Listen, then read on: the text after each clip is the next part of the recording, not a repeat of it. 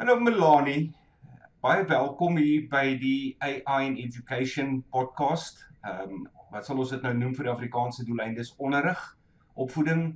Is daar 'n mooi woord vir Afrikaans? En in die proses van daai vraag antwoord, stel jou dalk maar gou-gou bekend. Stel jouself voor, weet wie is jy, waar werk jy, wat doen julle? Môre môre, my naam is Melanie Kroukamp.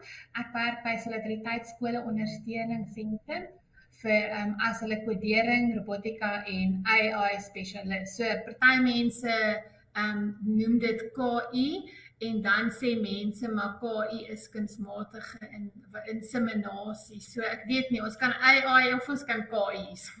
Weet jy, ja, kyk, die ding is die podcast se naam, want dit is internasionale gehoor waarvoor ek opneem. Is maar AI in Education. Dit is maar die meeste van die gesprekke wat ek volg op LinkedIn, op YouTube en so aan, is in daai lyn van AI in Education. So ek dink die meeste mense verstaan, as ons praat van AI in Education, bedoel ons die impak van kunsmatige intelligensie in wat ook al onderrig behels. So ek het nou die dag 'n gesprek gehad met iemand ook in Afrikaans en toe sit ek in die gesprek sit ek en ek sê van hoorie maar wat is 'n mooi Afrikaanse woord vir educator? Want 'n educator in Engels behels enigiemand wat op een of ander manier kennis oordra. Maar in Afrikaans moet jy nou praat van 'n onderwyser, maar dan sluit dit nou jou tutors en jou professors en lektore uit, weet of praat jy nou van 'n onderrigopvoeder. So toe besluit ons af, weet jy wat, ons praat maar van educator. Dis reg. Ja, nee, dis reg, maar weet jy wat se woord hou ek daarvan en ek dink ek hou van fasiliteerder. Ek weet dit is nou glad nie daar nie, maar ding is ons moet nou onderwys en onderrig begin te kyk om 'n fasiliteerder te wees. En nie net die heeltyd probeer dink jy staan nog voor die witbord en jy dra kennis oor nie.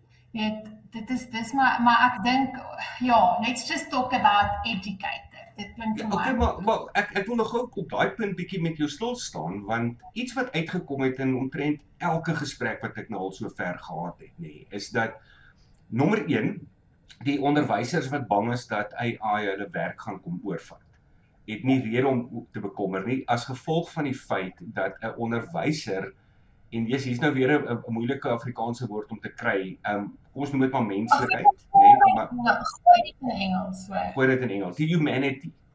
Wat een van my vorige gaste het gesê, weet sy, dis 'n ou van Australië. Hy het gesê to survive in an age of AI, we actually need to become more human. Weet en ek het 'n hele gesprek daaroor gehad dat en ek meen ek het 'n video gekyk wat ek half gelei het in die gesprek waar die ou gesê het maar ons moet iets kry wat AI nie vir jou kan doen nie. En iets wat AI byvoorbeeld nie vir jou kan doen nie. So dis so eintlik 'n eenvoudige voorbeeld, maar dit is dis baie sterk. Hy sê iets wat AI nooit vir jou sal kan doen nie, is hy kan nie namens jou na 'n partytjie toe gaan nie. Weet of hy kan nie namens jou 'n hamburger eet nie of geniet nie. Hy kan hom dalk eet, maar hy gaan hom nie geniet namens jou nie. So daar's 'n sekere vlak van menslikheid wat AI nooit gaan wegvat nie. En as ons nou bekommerd is oor wat gebeur in die toekoms met AI, as die vrese, die waarskuwings wat nou kom om vir ons te sê AI kom vat nou jou werk. Weet of jy beter versigtig wees want AI gaan kom. Weet AI is op pad. Dit gaan jou werk kom oorvat. Dan moet ons onthou daar seker goed wat AI nooit gaan kan doen. En ons die konsensus redelik wat ek optel in my gesprekke sowel as die navorsing wat ek doen is dat daai raak al hoe meer en meer en meer 'n baie sterk argument vir mense teen die oorneem van AI. Kyk, ons moet erken dat AI kan seker goed baie vinniger en beter doen as 'n mens. En as jy nie as 'n mens on top of it is en seker maak dat jy bly voor nie, dan het jy dalk 'n gevaar om jou werk te verloor of om nie 'n werk te kry nie. As ons nou later praat oor die kinders wat nog uit die skool moet uitgaan, wat nog 'n werk moet gaan kry dalk. As jy nie beter is as die AI op een of ander vorm of manier nie, dan het jy dalk 'n probleem. Maar om terug te kom na wat jy nou, ekskuus, wil jy gou iets sê daar? Ek dink die belangrikste ding is om nie op te hou dink nie. Om nie die ding is AI doen baie goed beter en alles, maar weet jy wat? Hy is nog steeds dom. mense snak na hulle asem, soos hulle sê. Ek weet hoe meer ek met AI werk, hoe dommer word hy vir my, maar ek kan nie meer sonder hom nie. Maar jy weet, ek noem hom altyd daai 5-jarige Einstein wat 'n tantrum gooi. Weet wat mense vergeet is hy wil die hele tyd reg wees en jy moet altyd na sy feite kyk en vir hom sê luister ek hoor wat jy hier sê, maar hierdie is nie reg nie. So ek dink net die belangrikste daar is ons as onderwysers, as professionele mense, selfs die kinders, ons moet hulle leer dink vir jouself en aanvaar hom net as 'n hulpmiddel. En ek dink daai is die belangrikste. Jy weet wat mense en die wat so teen hom is en hom nie wil gebruik nie. As daar 2 onderwysers is en die een gebruik AI en die ander een gebruik nie AI nie. Ek dink regtig 99% van die tyd gaan die een wat AI gebruik daai werk kry. Want jy kan so vinnig 'n ou briefie tik, jy kan so vinnig jou CV beter maak en al daai goed. So ja, die ding is don't stop thinking. Jy is heeltemal reg. Ek gaan 100% met jou saamstem, maar ek wil terugkom na die woord fasiliteerder toe wat jy vroeër gebruik het. Ja. In die konteks van 'n onderwyser, as 'n mens in 'n klaskamer. Want wat maak 'n onderwyser in 'n klaskamer wat AI nooit sal kan oorneem? En dit is goed soos byvoorbeeld die empatie met 'n kind. Ek weet 'n onderwyser kan 'n kind daar agter in die klas sien met skouers wat 'n bietjie hang en dadelik weet iets is nie lekker vars met ou saartjie vandag nie. Jy weet, jy kan 'n kind se in die oë kyk en jy kan sien hoe hy so daai liggie het nog nie aangegaan met dit wat ek nou probeer verduidelik het nie. Dis iets wat AI nooit sal kan doen. Want AI is nommer 1 'n wiskundige model. Jy het nou gepraat van hy wil altyd reg wees. En ja, hy wil altyd reg wees want sy wiskunde wat hom dryf. Weet ons praat van kunsmatige intelligensie, maar daar's die intelligensie nie. Dis 'n wiskundige model van waarskynlikheid. En hoe meer hy reg kry, hoe beter voel hy oor homself in terme van die waarskynlikheid. Ek weet die waarskynlikheid dis soos om byvoorbeeld nou te gaan as jy dink aan dobbel. Weet dobbel is ek weet ek was nog nooit 'n verslaafde dobbelaar nie. Ek dobbel oor die algemeen glad nie want die wiskunde daar agter maak nie vir my sin nie, maar as ek myself probeer indink in die skoene van iemand wat verslaaf is aan dobbel. Hoekom? Wat maak dat 'n persoon sy hele huishouding se geld sal gaan uitdobbel? En al wat dobbel is 'n waarskynlikheidsspeletjie. So wat maak dat 'n dobbelaar geld sal spandeer wat hy nie het nie? En ek is glad nie 'n spesialis op hierdie veld nie, ek wil dit baie duidelik stel, maar ek aanvaar dis in Engels gebruik hulle mos die feel good hormoon. Dopamine of iets soos dit. Wanneer jy wen, voel jy so goed dat jy dink okay, ek gaan dit weer regkry. En dis wat AI in 'n sekere mate is. Wanneer hy die waarskynlikheid om 'n volgende woord of 'n volgende sin te voorspel reg kry, dan gaan 'n klomp vlaggies op in sy algoritme en hy voel goed. En wanneer hy verkeerd is, dan is dit die teenoorgestelde en daarom sal hy liewerste iets uitdink. Weet hy sal liewerste vir jou nonsens vertel as om te erken dat hy nie weet nie. Dis 'n wiskundige ding. Daar's letterlik abstrakte logika daar agter. So as ons egter kyk na 'n sakrekenaar, weet wat jy gebruik, maar is 'n sakrekenaar iets wat jou vinniger maak wanneer jy moet trigonometrie uitwerk in wiskunde of wanneer jy 'n klomp goed moet optel? Verseker, 'n sakrekenaar maak jou vinniger, maar 'n sakrekenaar gaan jou nie vervang nie, want hy kan net vinniger optel en aftrek en maan en deel as jy, maar hy's nie skielik iets wat beter as jy is nie. Nou, wat die AI moeilik maak om te in 'n hoekie vas te pen, soos 'n sakrekenaar of 'n gewone rekenaar, is die feit dat hy gebruik die taalmodel, die large language model. En dit bring mee dat 'n AI model kan voorkom asof hy redeneer en dink. Weet in Engels praat hulle daarvan is die reasoning ability. Hy kan letterlik deelneem aan 'n gesprek. Hy het nie 'n rigiede kode nodig wat hy moet volg, weet module A, module B, module C nie. Hy kan rondkom en ek en my vernoot is besig om te kyk na daardie spesifieke eienskap in van AI wat maak dat jy kan dinge laat gebeur wat jy vroeër met rekenaarprogramme nie sou kon laat gebeur het. Iets wat ek nou net daarby sê is nie, as ek kyk wat ek met my ChatGPT uitgerig kry en wat my kollegas uitgerig kry, is dit heeltemal verskillend. Want hy ken my algoritme en hy weet presies hy weet hoe jy dink ook. En dan sal my kollegas vir my sê, "Jesus, maar ek kry nie wat jy kry nie." Toe sê ek, "Maar jy moet onthou, jy moet hom leer. Jy moet vir hom sê, dit is ek het soos op 'n stadium toe ek na die betaalde weergawe kry, toe vat ek al my blogs en goed wat ek skryf. Toe sê ek vir hom, luister, dis my manier van skryf. Weet hoe skryf ek en dan het hy daaruit geleer en dan het hy jou soort van begin te leer ken. En ja, dit is nogal scary om te dink. Nou ken hy jou so, maar weet jy wat, hy maak jou werk baie makliker in daai geval. Verseker, maar kom ons kyk nou na 'n onderwyser. Ek wil terugkom weer na die woord fasiliteerder, nê. Want wat beteken die woord fasiliteer?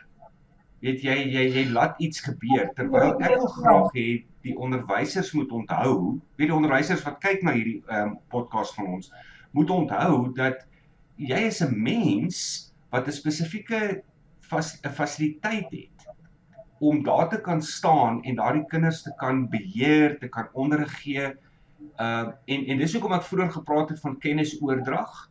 Nee, ons gaan nou later as ons aanbeweeg na die kinders in die AI, gaan ons terugkom na hierdie punt toe, maar die onderwyser, as jy mooi daaroor dink, die onderwyser stap vanoggend in 'n klas in. Terwyl ek en jy nou hier sit en chit-chat, is daar onderwysers in elke skool in die land, in die wêreld, for that matter, besig om vir die kinders volgens 'n lesplan en 'n kurrikulum iets te leer wat hulle nog nooit van tevore gehad het nie.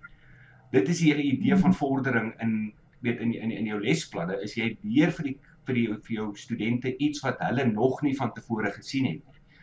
Ek bedoel, ons kan nou, my gunsteling vakgebied is wiskunde, en ons kan nou uit die wiskunde perspektief praat, weet, om dit baie mooi te stel, maar ek dink ons kan dit mooi visualiseer, dat 'n onderwyser gee vir die kinders nuwe kennis. Hoe hulle daardie kennis oordra. Ek dink dit was gister of eergister het ek 'n podcast gehad, wat iemand dit baie mooi gestel het, om te sê, jy kan nou byvoorbeeld sê, maar ek het al vir die laaste 30 jaar gee ek klas op hierdie manier. Ek weet as onderwyser, ek moet nou bietjie aanpas met die tye, anders te gaan ek dalk probleme kry. So wat ek doen is, ek gaan nou na my ChatGPT toe en ek sê, hoor hierso, dis wie ek is, dis hoe ek klas gee, dis my styl, maar weet jy wat, ek het 'n bietjie 'n paar nuwe idees nodig. En dadelik, net so, sal ChatGPT vir jou 10 verskillende maniere gee waarop jy dieselfde ding kan oordra. Dis oulik, want nou kan die onderwyser, weet, 'n nuwe idee, 'n vars idee kry, 'n speletjie daarvan maak, of net 'n ander invalshoek op 'n tema, of wat ook al. So ons praat baie van die administrasie van onderwysers, weet, jy kan jou lesplanne vinniger opstel, jy kan jou assesserings beter maak, jy kan jou admin kan jy beter maak, ensovoorts, en ja, AI is briljant om al daardie administrasie vir jou beter en vinniger te maak. Maar as 'n onderwyser kan jy selfs 'n beter onderwyser, 'n mensonderwyser word, deur AI die regte vrae te vra. Soos jy nou tereg gesê het, Wat belangrik is om te onthou, jy het jou lesplan, maar jy moet aanpasbaar wees. Jy het jou idees en jy moet die kinders betrek by die leer. En ek dink dit is baie keer wat die onderwysers vergeet. Jy het hierdie vooropgestelde idee van hoe jou les en jou lesplan gaan lyk en alles. En dan kom 'n kind met heel ander gedagte wat vir jou eintlik totaal en al, like, jy weet, ek het al hierdie lesse beplan, veral met my kodering en robotika, en ek, hierdie les gaan dit floor, waar hulle gaan dit love. En dan sal 'n kind kom en net 'n vraag vra wat my totaal en al my karretjie omgooi. En weet jy wat doen ek dan? Dan sê ek, weet jy, dit wat jy daar sê is reg, wat ek sê is reg. Kom ons kyk. En dan het ek al baie keer, weet, dis belangrik om as 'n onderwyser en 'n fasiliteerder te weet, dis okay om foute te maak, want jy weet, in vandag se onderwys, dink ek die kinders is so bang om 'n fout te maak, want dit gee vir jou 'n verkeerde merk, jy weet, en ek sit nie nou dink aan my vakgebied wat kodering en robotika is. As daai kinders daar in die klas instap, sê ek vir die luisteraars, ons is hier om foute te maak. As jy nie foute maak nie, dan doen jy iets verkeerd. En weet jy, dis partykeer asof daar net hierdie verligting van die kinders afkom. Ons moenie dink ons moet hierdie perfekte mens wees wat al hierdie kennis en goed het. Weet jy kan enigiets van Google afkry. So net om kennis oor te dra beteken niks. Dit gaan oor om daai vaardighede vir die kinders te leer, lewensvaardighede. Want jy weet ek het al gehoor van mense wat sê wat dokters swat, dan sê hulle maar hoekom moet ek vir 'n dokter gaan swat as ek vir Google het? Weet, so dis net om daai hele mind shift te kry, om jy is daar om saam met hierdie kinders, en ek weet dit klink baie keer airy-fairy vir die mense, om saam met hierdie kinders te leer, maar ek het al lesse gehad, wat kinders vir my, jy weet, moeilike kodering goeders, wat hulle vir my opgelos het, en wat hulle met mekaar begin te, weet, ons sit die hele tyd en dink, 'n onderwyser moet voor in die klas staan en die ding doen, en dis nie waarheid nie, weet jy, waar begin, weet, as een kind, 'n ander kind leer en help, dit is waar ware leer begin. Jy weet, ons is die hele tyd oor, ons sit al, ek weet nie van, ek het nou nie al daai statistieke en goed nie, maar dis die hele tyd tafeltjies, stoeltjies, rytjies, wat ons sit, en die wêreld verander so. En dis hoekom dit so belangrik is, om net bietjie daarna begin te kyk, en sê, luister, ek wil hierdie kinders regkry vir die wêreld. So dit is wat ek ook bedoel met die fasilitering en met die goed, ja, jy moet jou voorbereiding doen, maar jy moet kan adapt. Jy moet bietjie kreatief wees. 100% nee, 100%. Nou ek dink jy die regte woord daar gebruik, kreatief. Want ons kan kyk byvoorbeeld weer eens, ons gaan net so op 'n ompad gou. AI kan byvoorbeeld vir jou die Mona Lisa vat. En jy kan sê, weet jy wat, ek wil hê, jy moet daai prentjie vir my aanpas, dat die Mona Lisa by die strand sit. Of weet jy wat, ek wil hê die Mona Lisa moet in 'n hotel gaan sit, by 'n etenstafel, weet 5-ster hotel. Of weet jy wat, ek wil hê die Mona Lisa moet 'n T-hemp aan hê. En die AI kan vir jou al daai veranderings maak aan die Mona Lisa. Maar kan die AI Mona Lisa skep? Nee, verstaan. Hy kan vir jou 'n klomp goed vat, maar jy het 'n Leonardo da Vinci nodig gehad om Mona Lisa te skep. Jy het 'n Vincent van Gogh nodig gehad om vir jou die sonneblomme te skilder. Wat die AI daarmee kan doen is manipulering, maar hy kan nie noodwendig daai intuïsie hê van wat is, weet, iets is net anders aan die Mona Lisa. En ek meen, ek is glad nie 'n kunskundige nie, so ek weet nie. Ek weet die Mona Lisa is baie bekend en om een of ander rede is die glimlag op haar gesig is blykbaar die belangrike ding, maar ergens was dan 'n Leonardo da Vinci betrokke gewees, en dis waarop ek wil terugkom na die onderwyser toe. Om kreatief te wees in die klas en AI te gebruik om kreatiewe idees te kry, is nie dieselfde ding nie. AI kan vir jou sê, hoor, hier is jou 10 idees, maar dan gaan jy, soos jy nou sê, in die klas in en jy staan daar en jy skielik, soms so terwyl jy besig is, dink jy aan iets wat jy wil sê of iets wat jy wil doen, en dadelik is jy kreatief en jy maak die klas baie interessant. Maar die idee van, ek wil net gou vir daai oomblik stil staan daar, want dit kom terug na die hele tema van hierdie podcast, die idee van kennisoordrag. Wat ek daarmee bedoel is net, die onderwyser in 'n klasperiode. Ons vergeet net vir 'n oomblik van al die menslikheid van die onderwyser. Ek meen, dit is wat hom onderskei van AI. Dis hoekom 'n robot nooit in 'n klas sal kan staan nie, is die menslikheid van 'n onderwyser. Maar die doel van die klas, daai 30 of 45 minute periode, is om kennis oor te dra. Dit is wat die kurrikulum voorskryf, verstaan? So, die onderwyser, en dit is waar die beperking nou ook inkom. Jy praat nou van leer uit foute maak, en ek kan nie meer met jou saamstem nie. In wiskunde spesifiek is dit kardinaal. Ek meen, jy moet foute maak, jy moet ook baie vrae kan vra, en dit is die leerproses. Maar hier is my vraag, dis waarop ek afstuur in hierdie podcast. Is die leerproses, as ons nou praat van bemeestering van 'n onderwerp, is daar genoeg tyd in 'n klaskamer om dit reg te kry? Want daar word nou vir jou vertel van iets nuuts, jy moet daai iets nuuts moet jy verstaan, en jy moet dit bemeester. En dan lei die klok. Ons doen nie. Ons het 'n omgekeerde klaskamer. So dit is nou, en dit lyk regtig, daai werk baie goed. So jy gee vir die kinders 'n basis van, ag kom ons sê hulle doen maal of wat ook al nie. Hulle huiswerk is om 'n paar video's te gaan kyk.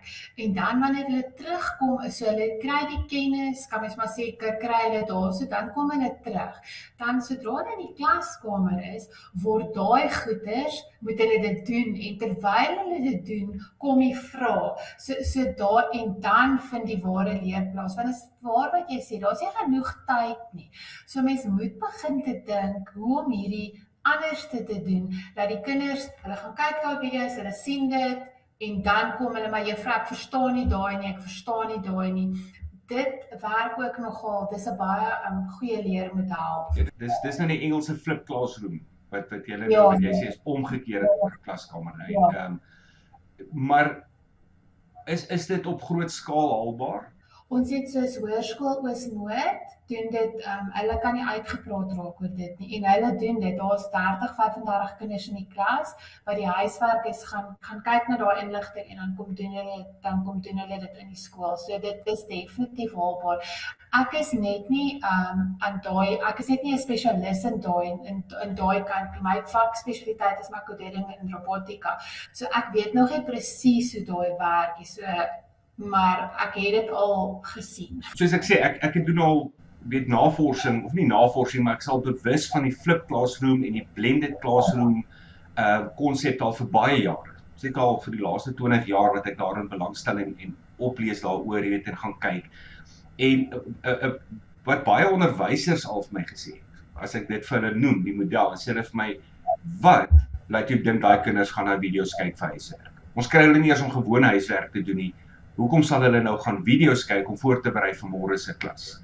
Wat doen julle anders om hulle te kry om huis toe te gaan en die tyd te gaan spandeer, 'n uur, 2, 3 ure te gaan sit en navorsing te doen oor wat môre splinter in die klas gedoen gaan word? Nee, dis kort video's wat hulle kyk, hoor. Soos wat ek gesê het, ek weet nie so lekker hoe werk goed nie, maar jy weet, ek kan vir jou sê, weet jy wat begin het, die ding is, baie keer onderwysers is so gou om net die foute uit te wys, en net te sê, maar hoe gaan dit werk? Maar dan vra ek, het jy dit al probeer? Want sodra die kinders sien daai werk, dan begin dit, maar ek laat my nou uit, weet, ek moet eintlik Drieko was daar so 'n wiskunde onderwyser gewees, en hy het regtig gesê, daai goed, dit werk. Weet, maar nou kry jy nou weer jou klas, jou skole wat totaal en al nie tegnologie het en daai goed nie, maar elkeen het 'n slimfoon, verstaan jy? Daar's altyd maniere, dit gaan nie daaroor, wil jy dit doen? Wil jy 'n kopskuif maak? En dit gaan daar om die innoveer, weet, om te besluit, weet jy wat? Mense sê dit werk nie, maar ek stem nie so. Ek gevoel dit wys dit werk. Mense het regtig mense nodig om totaal en al te sê, come, let me show you, this is gonna work. Want ons is al vir hoeveel jare wat ons in hierdie ou klaskamer opset sit, wat nie werk nie. Weet, as mens kyk, nou is dit is al 40% om 'n vak, weet, party vakke dink ek is 30, 35%, dan kom jy nog deur. Wat is die punt van dit? Tot ons geen punt nie. Hierdie punt het ook al 'n paar keer in my podcast opgekom, wat ons tipies noem, wat jy nou van praat, noem ek nou maar sommer die Victoriaanse model.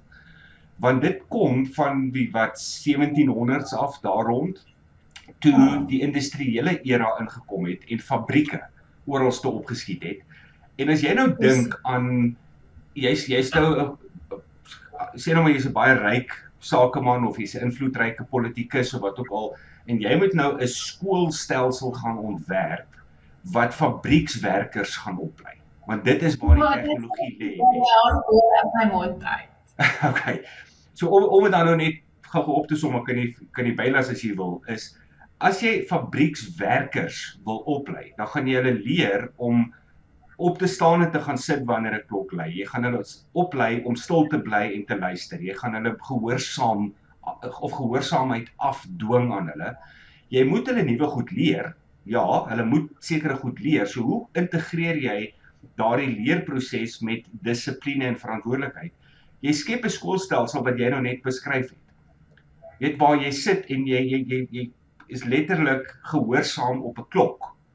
As die klok lui, dis middagete. Nou kan jy gou vir 5 minute gaan middagete eet. As die klok weer lui, kom jy terug en dan gaan ons weer aan tot die vanmiddag huis toe gaan. Dit is letterlik hoe ek het sien. Die Victoriaanse model was dalk goed geweest vir daardie era, maar dit is nie goed genoeg vir waar ons vandag is nie. En veral die laaste 2-3 jaar met AI, vanaf ChatGPT in November 2022 die lig gesien het die hele wêreld net so in 'n oogwink het alles verander.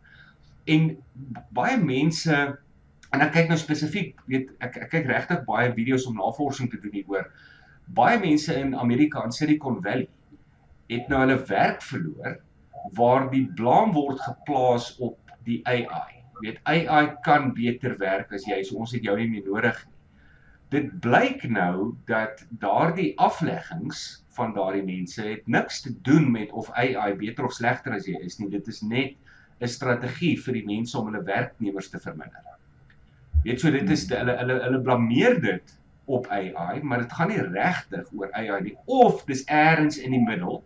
Nou, ons weet nie regtig wat in die volgende 5 of 10 jaar gaan gebeur. Dinge gebeur ongelooflik vinnig in die wêreld van AI. Maar wat ons wel kan weet is dat as jy nie as 'n werknemer vir jouself een of ander vaardigheid kry wat AI nie kan vervang, dan het jy die gevaar om jou werk te verloor. Dit gebeur. Mense in Amerika verloor hulle werk, veral in Silicon Valley, as ek reg verstaan. Mense verloor hulle werk. Daar's byvoorbeeld, ek weet nie of jy Spotify ken nie. Die program, die kinders is absoluut mal oor Spotify. Ek het 'n video gesien waar die hoof van, of die eienaar van Spotify in soveel woorde erken, dat, hulle het laas jaar Desember hulle eie kode geskryf. Jy wat nou praat van kodering en robotika. Hierdie maatskappy se coders, hulle programmeerders, het Desember laas jaar 'n lyntjie kode geskryf.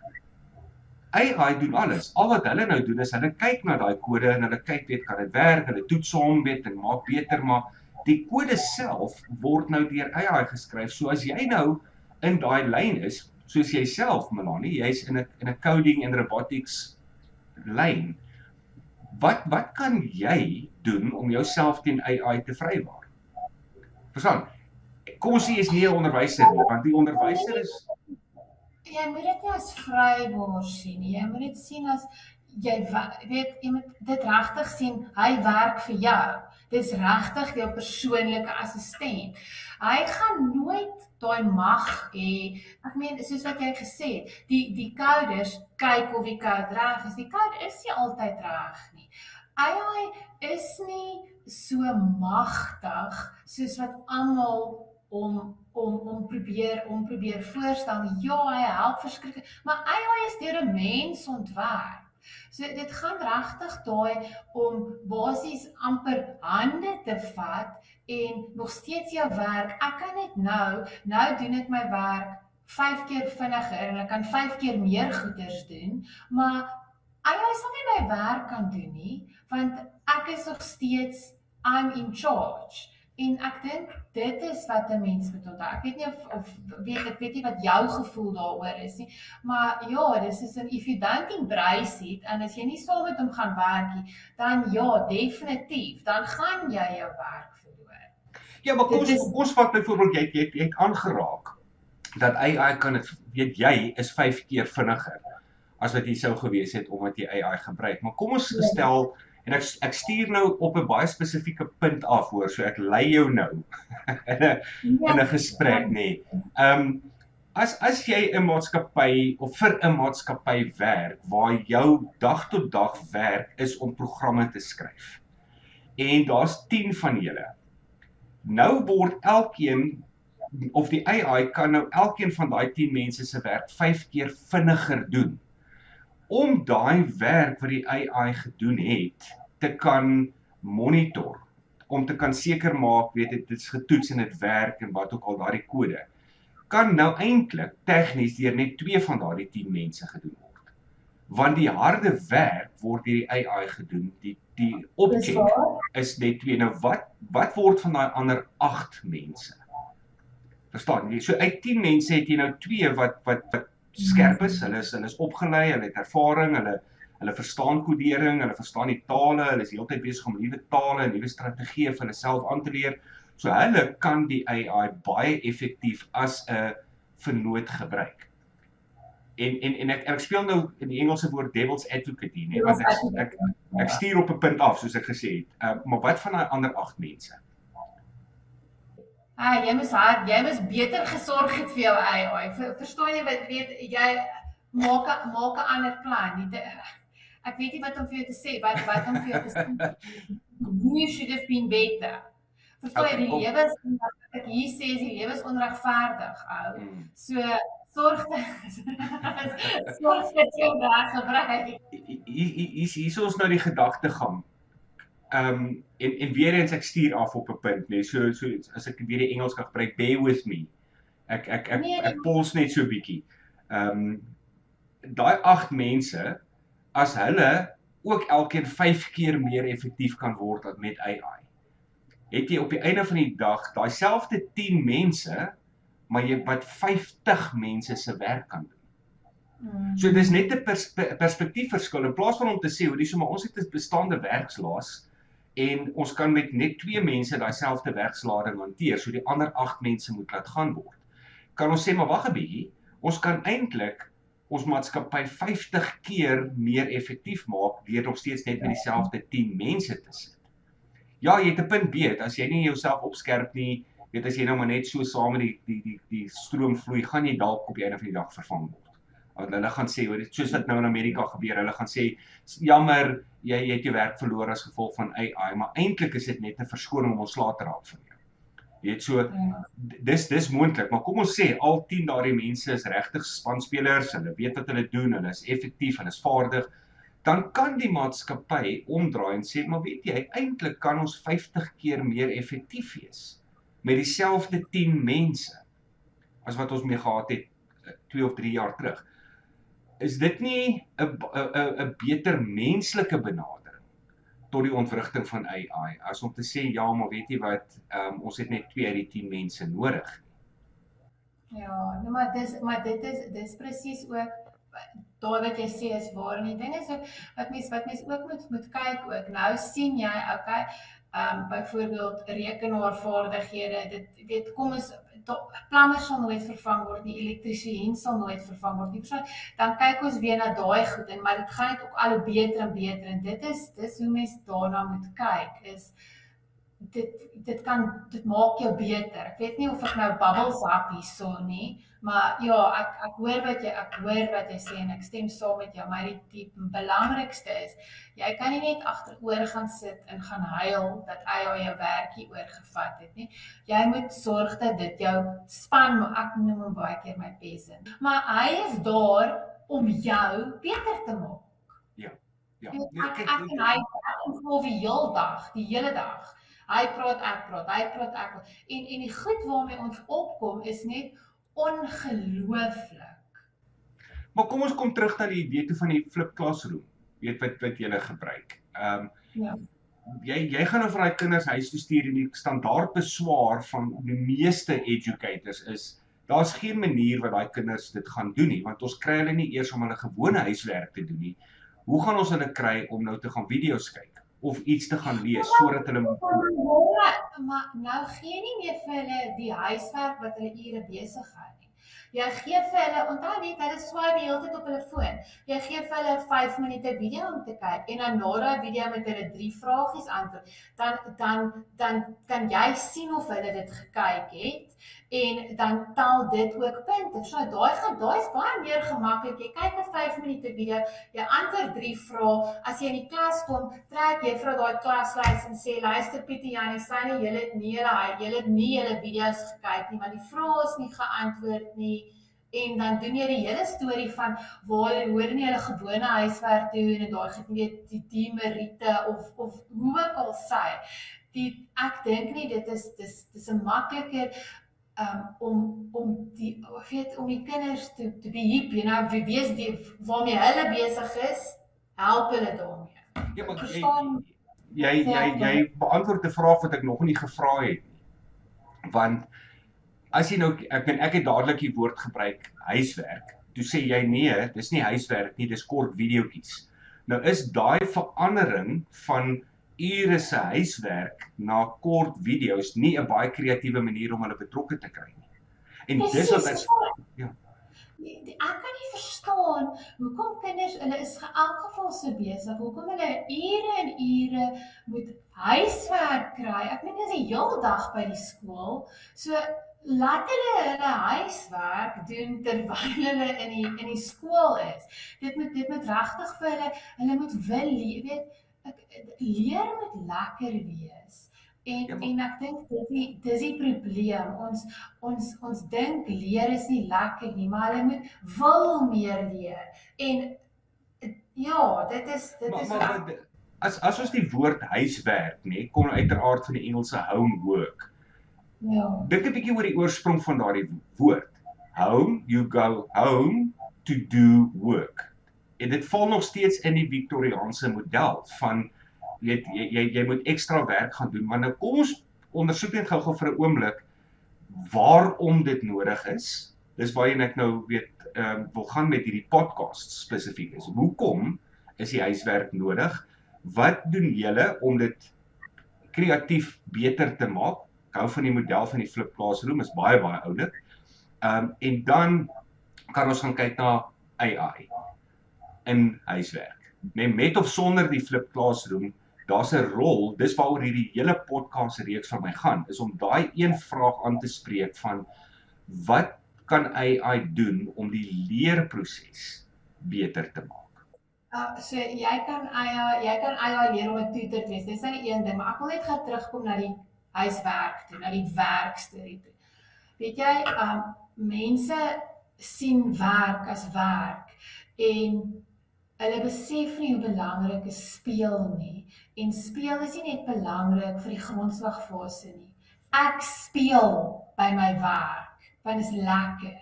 En ek dink daai hele konsep moet wees van speel is werk en werk is speel. Hoor jy waarna toe ek beweeg? Ons is al so gebrainwash en ek wat all for play is selfs al so gebrainwash. As ek nou vir mense sê, "Jesus, ek speel lekker by my werk," dan dink hulle ek werk nie. Maar partykeer dan as ek besig met my werk, dan voel ek eintlik skuldig want dit is so lekker. I love what I'm doing. En dit is daai wat mens by die kinders moet weet mens kry regtig, as jy die regte onderwyser het, dit ons kinders wat wiskunde love. En dit is wat ons by almal wil kry, dat hulle daai van speel is, ek weet dit is seker nou bietjie van die kant af, maar wat ek wil sê is, jou iOS is baie goeie tutors ook. As die kinders byvoorbeeld 'n video kyk en ons iets wat hulle nie verstaan nie, dan kan hulle in die chatbox sê, luister, vir ek sit en dink aan Notebook LM, dis 'n wonderlike iOS daai, jy sit mos nou al jou, ek weet nie of ons nou daaroor praat nie, maar jy sit nou al jou textbooks en al jou goedjies draai jy in Notebook LM in, en dan is hy nou spesifiek, praat hy nou net oor die werk wat jy nou daar gee. So jy kan 'n hele textbook daar insit. En dan maak hy oulike video's en goed, en iets wat hy nogal vrek oulik doen, is hy gooi vir jou so amper so podcast oor, dat dit nou 2 AI's wat met mekaar praat. En jy kan, terwyl hulle praat, kan jy hom interrupt, en sê, but I do not understand this, en dan verduidelik hulle daai vir jou.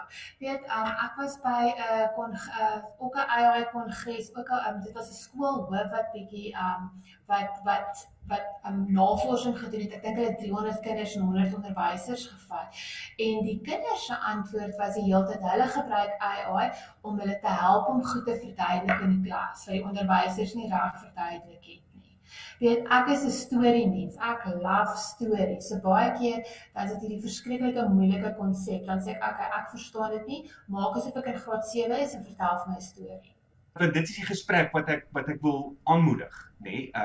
Om 'n antwoord te kry, want jy weet by julle het julle nou die flip classroom gedagte ingebring, wat nou 'n eerste is vir hierdie podcast. Ek meen, dit was nou nog nie van tevore op hierdie podcast 'n onderwerp gewees wat bespreek is nie. So ek geniet hierdie gesprek geweldig baie, want dit bring 'n nuance wat nog nie van tevore aangespreek is nie, maar die idee van leer. Kyk, ek het ek gaan nou 2 Engelse gesegdes gee om aan te sluit by wat jy gesê het en dan kom ek nou terug na die speelwoord toe. Daar's 'n gesegde wat sê something is only really work if you would rather be doing something else. En dan die ander ene is wat meer bekend is if you really love what you do, you will never work a day in your life. Yes, maar dis hoekom jy gebruik nou die woord speel en jy dink mense gaan frons omdat jy die woord speel gebruik, maar eintlik wat jy bedoel is ek geniet dit. Solank as wat ek dit geniet, is dit nie werk nie. Dis net werk as ek dit nie geniet nie. As ek myself moet forceer om iets te doen. So wat julle doen met die leerproses, met die video's vir die kinders, is om te sê gaan kyk 'n bietjie. As jy van iets hou, gaan kyk 'n YouTube video later. Weet bo en behalwe wat ons vir jou gee, gaan kyk nog 'n YouTube video of gaan lees 'n bietjie of gaan praat met die AI of wat ook al die geval mag wees. Gaan bou 'n dieper begrip van wat daai 5 minute video vir jou probeer sê. En dis waar die leerproses inkom. Is wanneer jy iets vat wat jy kom ons sê jy het 'n oppervlakkige gedagte van wolke in aardrykskunde. Nee, jy het nou 'n redelike oppervlakkige idee van hoe wolke werk en ek weet kom ek gebruik gou 'n baie praktiese voorbeeld want ek is daai tipe mens. Ek het eendag gaan sit en uitwerk op 'n kilometer as die reën val, sê nou maar ons kry 'n millimeter reën op 'n vierkante kilometer, wat 'n kilometer by 'n kilometer vierkant is. En daar val 'n millimeter reën. Ek gaan nou dalk nie die getal reg hê nie, maar dit is iets soos 'n miljoen ton water wat uit die lug uitgeval het op 'n vierkante kilometer 'n millimeter hoog. 'n miljoen ton water. Nou voor daai reën geval het, 'n uur voor die reënval gekom het, was daai miljoen ton water daarbo in die lug. Ek meen dis skrikwekkend, 'n miljoen ton water wat hier bokant jou kop ronddryf in die lug. Hoe bly daai vreeslike hoeveelheid water daarbo? Nou kan ek gaan en ek kan 'n bietjie gaan navorsing doen. Ek kan met my AI gaan praat of ek kan soos ek sê video's gaan kyk of wat ook al en uitvind wat presies hou daardie verskriklike hoeveelheid water in die lug. Dat dit nie alles op een slag op my kop val nie, maar dan het ek probleme. 'n Miljoen ton is baie groot gewig. Dis 'n voorbeeld van ons doen sê nou maar in aardrykskunde wolkevorming en ek het 'n belangstelling daarin en nou gaan ek gaan doen verder navorsing, ek gaan kyk verder video's, vra verder vrae. Wat gebeur met my begrip oor wolkevorming? As 'n kind wat in 'n klas sit, het sy dit nou in 'n gewone klaskamer of in die flip klasroom, 'n klasroom, ek gaan baie meer onthou.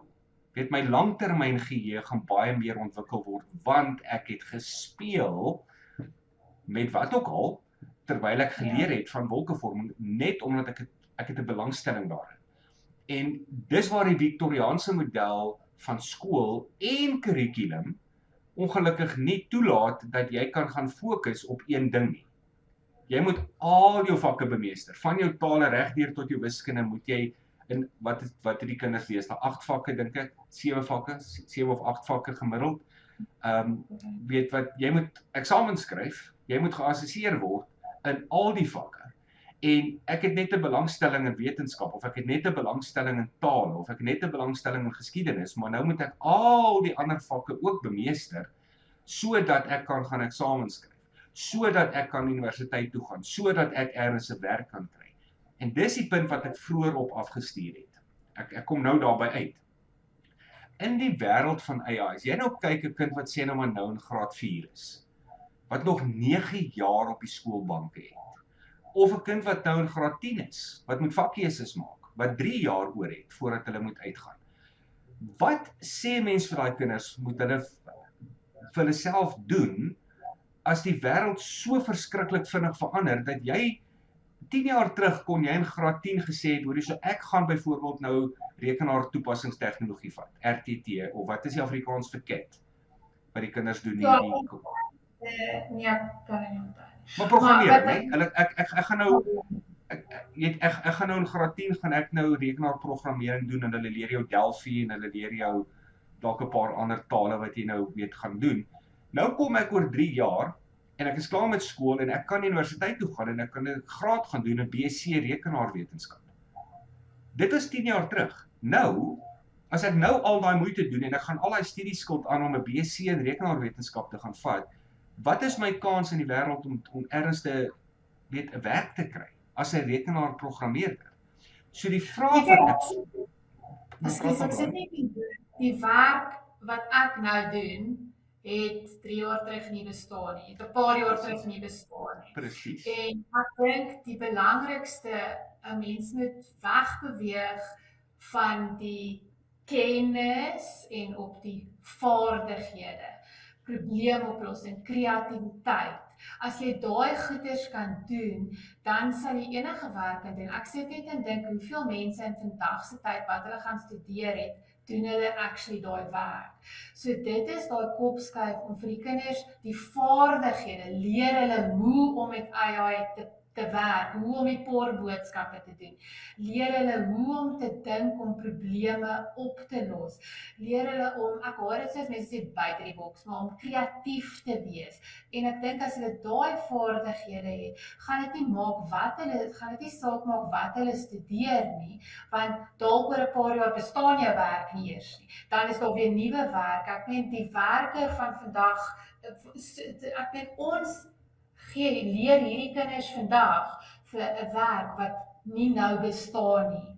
Dit gaan oor 'n paar jaar eers bestaan en ons weet nie eens wat dit gaan wees. Maar dis die belangrike ding waarop ek afstuur, is wanneer ons vir die kinders moet raad gee oor, hoorie so, jy het nou soveel jaar wat jy moet op die skoolbanke wees, jy moet op skool wees. Ons kan nie dit wegvat nie, want jy moet vaardighede aanleer, akademiese vaardighede, intellektuele vaardighede, sosiale vaardighede, jy moet dit aanleer, maar die skoolmodel van die laaste 300 jaar gaan nie vir jou werk oor 5 jaar van nou af nie. So, wat ons vir die kinders moet sê, en ek gooi hierdie nou na jou toe uit, nee, ek wil graag hoor wat is jou opinie. Nommer 1, moet ons hulle nog steeds oortuig om te gaan verder studeer. Want is die beste roete in vandag se tyd van AI nie juis, en dit sluit aan by jou klem op kreatiwiteit, is die beste roete vir 'n kind nie om eerder entrepreneurskap te omhels. Want as jy weet, jy gaan vir jouself 'n potjie moet krap, van graad 4 af al, is dit die gedagte wat jy in jou kop het. Ek weet nie hoe die wêreld gaan lyk as ek klaar is met skool. Maar kom ek kry myself so lank self ingestel dat ek gaan moet op my voete dink. Ek gaan moet opportunisties wees. Ek gaan iets moet uitdink om te doen. En ek gaan nou vir jou baie goeie voorbeeld gee van waar ek het gesien gebeur het in 'n podcast. In die laaste week het ek 'n podcast gehad met 'n dame wat sy werk met kinders, nee, spesifiek, sy het die kinders elke Saterdagoggend het hulle 'n webinar, soos wat ek en jy nou maar in hierdie gesprek is, waar hulle die kinders sit, en sy het vir hulle een reël basies, is ons moet vandag vir 'n uur lank oor iets praat. Dis dit, hulle moet praat, en waaroor hulle praat is hulle keuse, hulle besluit onder mekaar, hulle praat oor die oorlog in Iran, of hulle praat oor AI, nee, of hulle praat oor gesondheidsrisiko in Ghana, jy weet, of wat ook al, want dit is wêreldwyd, nee, die kinders kom van reg oor die wêreld by mekaar, Saterdagoggende in hierdie webinar van haar, en wat organies gebeur het, onder daardie kinders, sy het dit glad nie gestimuleer nie, sy het dit nie aangemoedig nie, sy het dit organies laat gebeur, is daardie kinders het besluit, maar hulle gaan ook 'n podcast begin. En hulle begin blykbaar nou, eerskomende Saterdag het hulle eerste episode van, weet, wat hulle besluit het, hoorie, maar ons praat oor sulke oulike goed, daar's ander kinders wat ook gaan wil luister.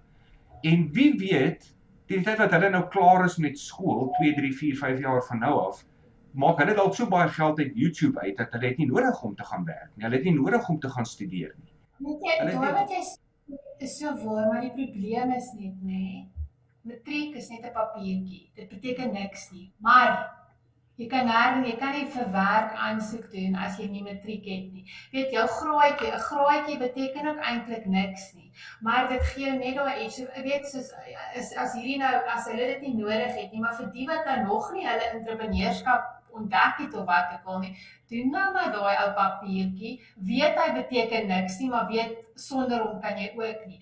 So as al geleenthede kom, ek meen, ons kyk na daai, ek dink Branson het nie eers matriek nie, daai ryk mense, verstaan, so vind wat jou hande vind om te doen.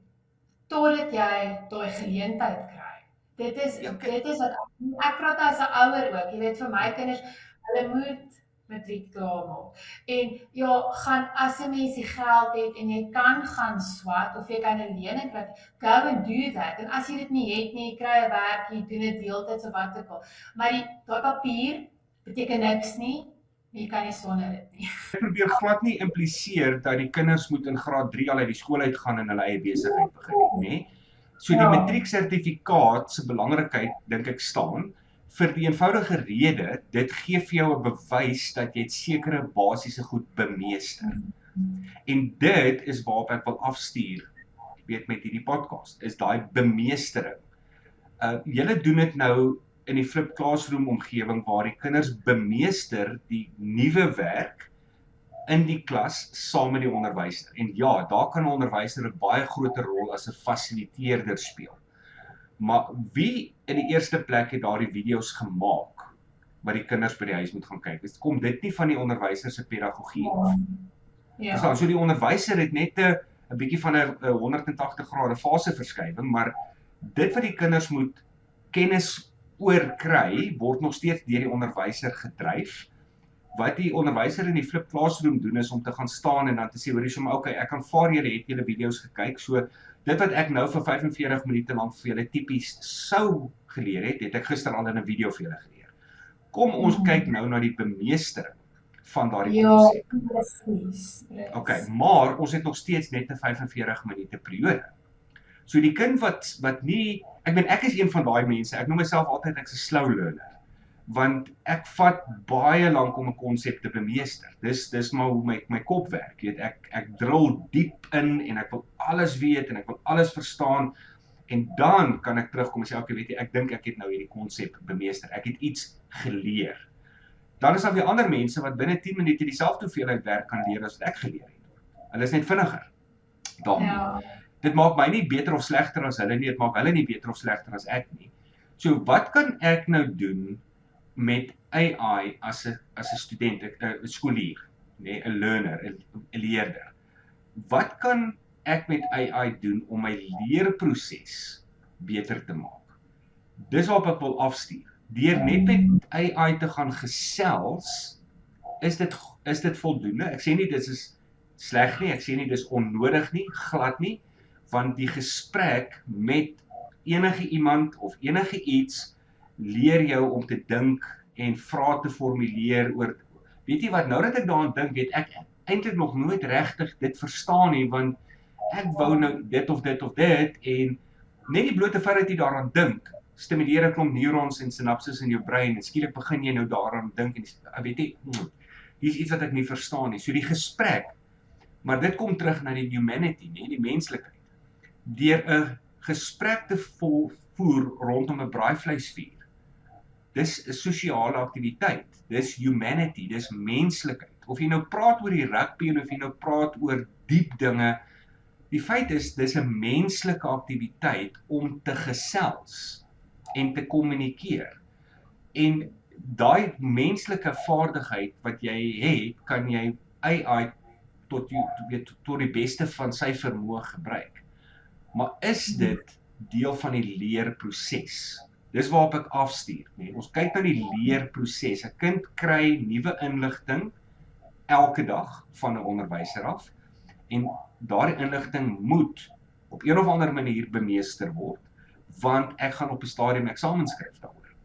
En dit gaan uiteindelik lei tot 'n matrieksertifikaat wat my bewys is dat ek het sekere goed bemeester. Ek is geletterd, ek kan praat, ek kan skryf, weet wat ook al, alhoewel AI vir jou beter brief kan skryf as wat jy dit kan doen, moet jy nog steeds weet of hy nonsens praat. Jy moet daarom nog steeds kan lees en kan skryf en kan sekere vaardighede doen om te kan bepaal of die AI gehallusineer het of nie. En daai matrieksertifikaat, dink ek kan ons sê, dis jou bewys. Dis jou bewys. Wat jy met daai matrieksertifikaat nou gaan doen, werk gaan soek, verder gaan studeer of net jou entrepreneur word, dis nie regtig deel van hierdie gesprek nie, dis belangrik, maar dis nie deel van hierdie gesprek nie. Ek wil terugkom na daai bemeestering toe, want 'n woord wat oor en oor opkom in hierdie gesprekke is pedagogie. Wie bepaal die pedagogie van daardie leerproses waar die kind is? Dis die onderwyser. Want die onderwyser weet wat in my vakgebied of in die tema van my vakgebied, wat moet daai kind weet? Wat is onnodige inligting op hierdie stadium en wat is kritiese belangrike inligting op hierdie stadium? Dis die pedagogie wat 'n onderwyser vir 'n kind moet oordra en 'n klasperiode is nie altyd voldoende daarvoor. Verstaan? En selfs as jy in die flip classroom die klasperiode gebruik as die leerproses, kan dit dalk vir iemand soos ek nog steeds nie genoeg tyd wees nie. Waar kom die pedagogie in met 'n gewone standaard large language model? ChatGPT, Grok, Gemini, Claude, al daardie large language modelle. Hulle het nie ingeboude pedagogie nie, hulle is people pleasers. Hoe gaan ons die kinders kan kry om AI te gebruik binne 'n raamwerk van pedagogie? Wat dink jy? Hoe sal 'n mens dit kan regkry om die kinders iets te leer alhoewel hulle speel? Kyk, dit gaan vir my oor die idee van leer, nee, of kom ons noem dit eerder bemeestering. Die Engelse woord is learning, wat ek in my podcast beskrywing gebruik, nee. So ek probeer 'n antwoord kry op die vraag van, kan AI 'n leer of 'n bemeester gereedskapstuk wees, 'n learning tool? En julle wat nou met die flip classroom model werk, gebruik nou die kennisoordrag vir die kind in die middag, en ons het nou gesê, daai video's wat die kind kyk, kom van die onderwyser af. So die pedagogie wat daardie onderwyser wil oordra of wil gebruik, word in die video's bymekaar gebring, want jy gaan al nie net 'n video van YouTube af nie. Die onderwysers maak die video's vir die kinders om te kan gebruik. Dan kom daardie kinders nou terug in die klaskamer môre, hulle het 45 minute sê nou maar, en ons praat en ons redeneer en ons gesels oor wat ook al daai onderwerp in die lesbeplanning was, om bemeestering reg te kry. In 'n gewone Ek sit nou net, ek vat dit nou op myself. Hoeveel keer wat ek goed gedoen het, wat ek nooit in my lewe sou kon regkry sonder AI nie. Hoe hy my help om goed te bemeester. So as dit jou vraag is, hy het my al, kyk, ek is ook maar 'n stadige leerder. My klein goedjies soos byvoorbeeld hoe om ietsiekie op PowerPoint te doen of hoe om ietsiekie op Word of wat ook al. Weet, ek het al goed gedoen, dan dink ek eers maar op my eie sou ek dit nooit regkry nie, want ek kan die hele tyd vir hom vra. Hy sal sê nou byvoorbeeld ek doen 'n PowerPoint ding en ek wil nou iets spesifieks doen.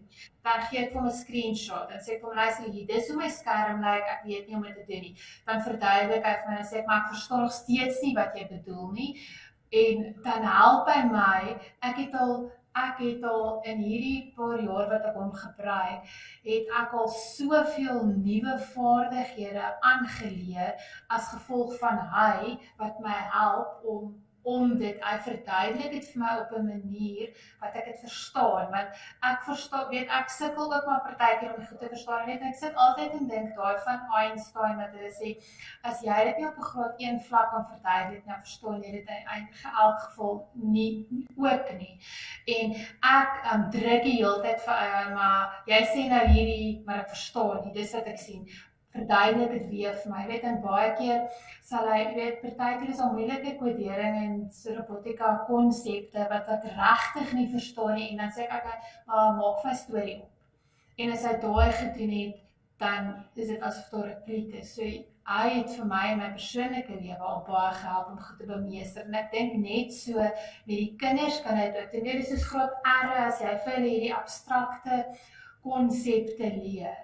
Jy weet, dan doen ek dit deur stories wat ek van AI gekry het, en dink ek, maar daar verstaan ek het ook nou, ek het gedink ek verstaan dit, maar nou verstaan ek dit regtig. So, beantwoord dit jou vraag? Half en half, maar ek dink die belangrike ding om raak te sien, Melanie, is dit wat jy nou net beskryf het, vereis 'n sekere mate van volwassenheid om te wil. Gaan 'n kind, 'n laerskoolkind, regtig al daai moeite doen wat jy doen om te leer? of gaan hulle net klaar wil maak? En Die dit kinders in my klas het hulle al vir my gesê, but ma'am, I don't understand, but don't worry, I'm quickly gonna ask ChatGPT. Ek het een keer het ek by 'n netbalwedstryd gestaan dat ek graad en nou staan die mamma hier langs my. Nou so kinders in graad 4 by my sussie. Sy kan nie verstaan nie, maar as die kinders by die huis kom, dan doen hulle huiswerk en as sy weer sien dan vra hulle vir ChatGPT iets. Sy sê, "Waar leer hulle?" Sy sê, "Dis ek wat dit vir hulle geleer het." So ek dink dit moedige mense aan. Ek dink wat ontmoedigend is as jy goed nie verstaan nie, dan wil jy dit net nie meer doen nie. Maar dis die punt. Dis die punt waarop ek afkom, nee. Kyk, as jy nou 'n kind kry wat belangstelling het in kodering en robotika, om te gaan leer hoe 'n funksie of 'n loop of wat ook al, ek weet nie wat se taal gebruik julle in die sê weer?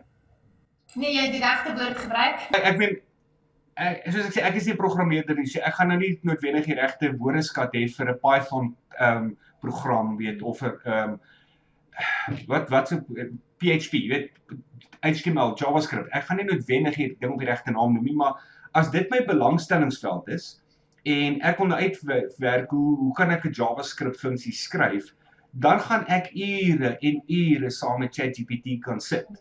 Weet of ek gaan uitvind dat weet jy wat ChatGPT is nie so goed soos Claude nie. Claude is eintlik beter. Weet of wat ook al, ek gaan hulle almal probeer, ek gaan die goed te mekaar afspeel. Op 'n of ander dag gaan ek vreeslik baie ure insit om JavaScript te bemeester. Maar my geskiedenis huiswerk bly agter. Want ek het nie nou belangstelling in die geskiedenis nie, maar ek moet daai geskiedeniswerk ook bemeester. Nou dis wat ek bedoel. Ek en jy as volwassenes verstaan die verantwoordelikheid om met geskiedenis en 'n aardrykskunde en die tale en die wetenskap en die rekeningkunde en die ekonomie en alles te gaan sit en dieselfde hoeveelheid werk saam met AI in te sit. Want jy weet hoe belangrik dit is om daai werk te bemeester en jy verstaan dat baie diep en baie gesprekke maak dat ek beter gaan verstaan. Waarop ek afstuur is die kind wat nie belangstelling het in 'n sekere vak nie. Hy moet dit doen, dis sy huiswerk. Hy moet dit doen, hy moet dit bemeester, maar hy het nie die volwassenheid om daai ure in te sit om dit te leer nie. Dis waar die pedagogie nou inkom van die onderwyser. Wat sê, weet jy wat, as jy by my in die klaskamer is, gaan ek jou kan lei. Ek gaan of jy nou hou van die vak en of jy belangstelling het in die vak, maak nie so groot verskil in die feit dat ek moet jou kry om dit te bemeester, want jy gaan eksamens skryf daaroor. Dis my werk, is ek moet die kennis oordra en ek moet jou kry om te verstaan en dit te bemeester. Wat kan AI doen daar?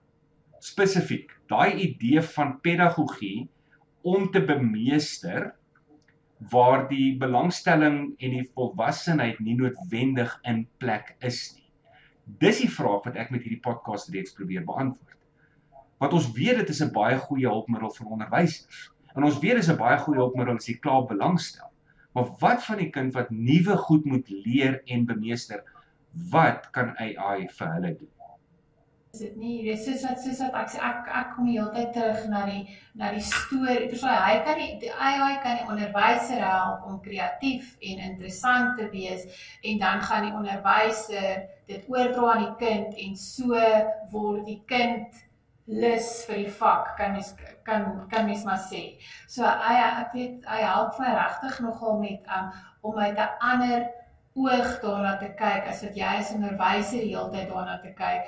Die ding is, jy het 35, 40 kinders in jou klas, jy gaan nie hulle almal altyd kan entertain nie, jy weet, jy moet maar net die hele tyd jy moet jou klas op verskillende maniere, sodat jy op 'n manier by almal kan uitkom. Maar kyk, dis hoekom dit so belangrik is dat ons nie dit wat by die huis gebeur afskryf nie. Want ons moet die realiteit in die oë kyk en sê, weet jy wat, daar's 'n onderwyser met 45 minute en 40 kinders. Die realiteit, ons kan die wiskunde daarop doen met 'n sakrekenaar as iemand my nie glo nie. Die realiteit is daardie onderwyser het hoogstens 1 minuut per kind. Ek meen dis skrikwekkend as jy mooi daaroor dink. Vir 'n onderwyser met die empatie wat ons al van die begin af gesê het, deel vorm van die menslikheid van 'n onderwyser, om enigstens daardie empatie in 'n klaskamer te kan openbaar, beteken jy gaan met persoonlike tyd met 'n kind spandeer. maar jy het letterlik 1 minuut per kind. Dis die Victoriaanse era skool wat ons nou geërf het in die moderne wêreld wat nie meer werk nie. Jy het nie meer 'n minuut per kind nie. So nou moet daai kind moet na huis toe gaan. Na jy nou gesê het, weet jy wat, okay, julle 40 wat hier voor my sit, ek gaan nou vir julle argumente onthaalwe. Ek gaan nou vir julle verduidelik hoe werk kontourlyne in aardrykskunde. Ons gaan nou topografiese kaarte begin bestudeer en ek gaan vir julle wys hoe werk die kontourlyne. Wat daardie onderwyser vir die beste deel van daardie 40 minute doen, is om 'n kombers oor al 40 kinders te gooi en te sê wat die kurrikulum sê, geleer moet word, en dan gaan daardie kinders moet huis toe gaan.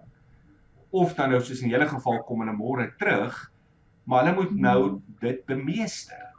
Die feit dat hulle dit die eerste keer gehoor het in 'n kennisoordragsessie, het sy met 'n video of van die onderwyser af direk, bemeester nog nie daardie inligting nie, maar tog word hulle oor 3 weke in 'n toets geassesseer, waar hulle bemeestering van daardie feite en daardie kennis getoets word.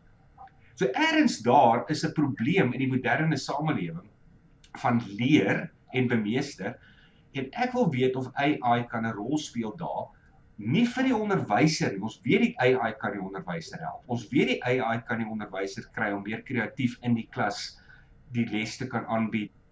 Ek stem saam met jou, nee, die manier hoe jy met AI kan gesels is 'n leerproses, 'n bemeesteringsproses, want dit is presies wat dit beteken. Jy kommunikeer met iets of met iemand oor dit wat jy geleer het. Kan ons dan basies die gesprek afsluit met, ja, AI kan die leer- en bemeesterproses help, maak nie saak in watter omgewing dit plaasvind nie, die AI kan, mits, en hier's dit wat ek nou probeer ekstra grou het aan, nee? So jy het my nou in die bek ruk of my sê, ja, ek het net al jou vraag beantwoord.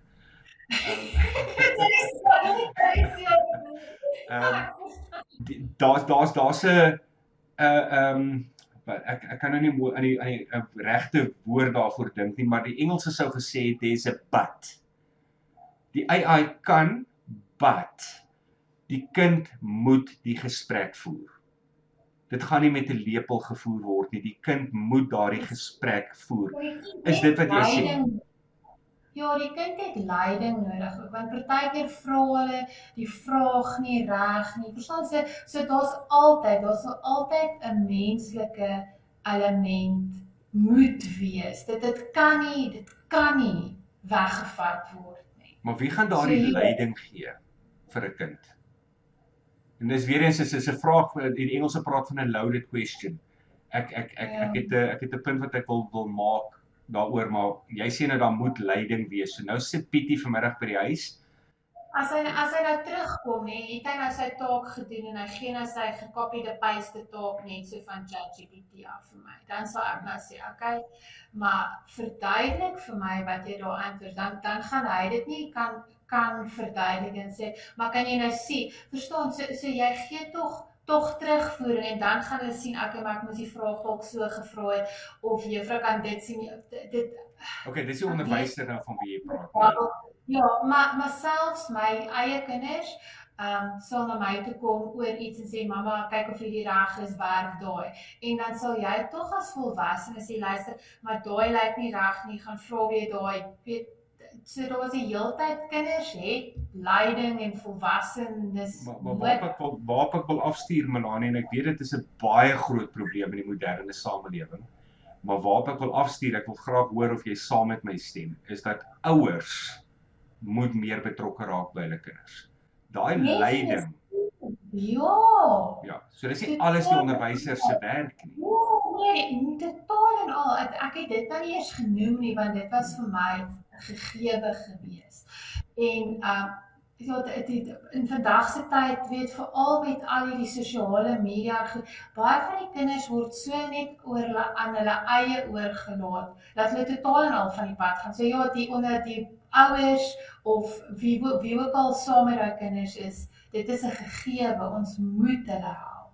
Wel, dit is 'n gegewe dat dit is nodig. Ongelukkig in die moderne samelewing. En veral in Suid-Afrika en goed. werk dit nie so. So om die vraag So te dat- beantwoord van kan AI 'n learning tool wees? Ja, jy het gesê ja, dit kan, mits daar 'n gesprek plaasvind met die AI, weet 'n diepte gesprek, baie vrae en so aan, en mits die ouers betrokke is. Ja, Som ek dit reg op? Ja, die betrokkenheid van die ouers is baie belangrik. Baie keer val daai gedeelte weg, maar dan gaan dit terugkom na die onderwyser toe, dan sal die onderwyser die bietjie wat hulle kan doen, probeer leiding gee. Natuurlik, Maar die natuurlik. ouers baie Die onderwyser sal altyd reg staan om te help. Ons ken hulle as 'n spesiale spesies wat net doeteenvoudig meer sal doen as wat van hulle verwag word. Ek meen dit is mens moet jou hoed afhaal vir enige onderwyser want dit is 'n roeping. Weet ek kan nie genoeg respek aan onderwysers betoon nie, maar hulle het net 40 minute. Ja. Dis 'n realiteit en dis waarom ek hierdie gesprek met hierdie podcast aan die gang gesit het is hoe kan ons daardie kind by die huis help met AI en ek dink jy het die belangrike ding daar gesê van dit moet eintlik van selfsprekend wees dat die ouers betrokke is. Dit moet van selfsprekend wees. Dit moenie 'n taak wees of 'n boks wat jy tik of iets nie. Dit moet van selfsprekend wees dat jy en jou kind saam kyk na wat is veilig aanlyn. Gebruik jy die AI korrek? Vra jy die regte vrae? Ek meen, jy kan vir jou kind sê, hoor jy sommer weet jy, vat daai vraag wat jy nou net daar gevra het of gooi net hom so om of sit net daai woordjie ekstra by. Wanneer jy jou vraag vir ChatGPT gee, vra hom op hierdie manier, want jy is betrokke by die gesprek wat jou kind het. En dit die ouer betrokkenheid. Daardie probleem dink ek is baie meer ernstig in die moderne samelewing waar ons ontwrigting gaan kry met AI. Dit kom, ek dink ons kan ontken dat daar gaan ontwrigting kom nie. En ouers moet besef dat hulle rol as ouer word eintlik nou al hoe meer en meer belangrik. Ek wil afsluit met 'n storie uit 'n podcast wat ek gekyk het. Ek het dit al 'n paar keer weet in hierdie gesprekke genoem, maar dit is my so kragtig. Waar die ou gesê het toe Facebook en Instagram destyds hier in 2007 dink ek het Facebook gelons. Toe is daar vir ons gesê dit is 'n social media, né? Sosiale media. Dit gaan ons meer in connection bring met mekaar. Dit gaan ons nader bring aan mekaar. Ons gaan meer met mekaar kan wat is die woord vir connect, weet. Dit was die belofte van Facebook. Dus ons gaan meer gesels. Wat het gebeur oor 20 jaar? Presies die teenoorgestelde. Mense het meer alleen geword. Mense het meer afsydig geword. Mense kyk na Instagram en besef hoor hierso maar ek is nie so mooi soos daai model nie of ek is nie so ryk soos daai ou met sy Ferrari nie. En dit maak mense se selfbeeld af. Dit was die gevolg van sosiale media wat nie noodwendig so beplan was nie, maar dit is hoe dit uitgespeel het. Toe sê die ou op hierdie podcast, maar weet jy wat, ek dink artificial intelligence is die regte tegnologie of die regte intelligensie om ons eintlik weer by mekaar te kry om te gesels. En dis maar wat ons 'n paar keer in hierdie gesprek gesê het, is die menslikheid van gesels, kommunikeer, praat. Weet jy, sit nie net en kyk na 'n skerm nie, jy's betrokke.